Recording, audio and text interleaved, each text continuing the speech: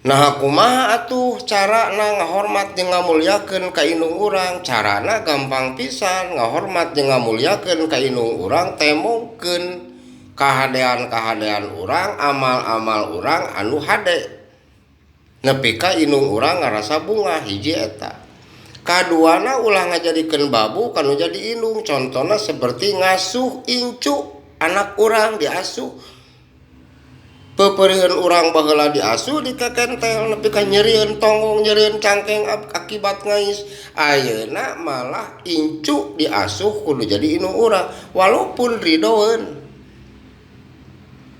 Tah teu saeutik jelema anu saperti kitu. Di mana dilakukan sarua jeung teu ngahormat jeung teu ngamulyakeun ka indung urang.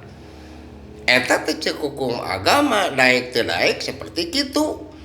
Beda deui dari urang mah dalil teh sok ceuk lisan lain ceuk hukum atawa ceuk galib kabiasaan.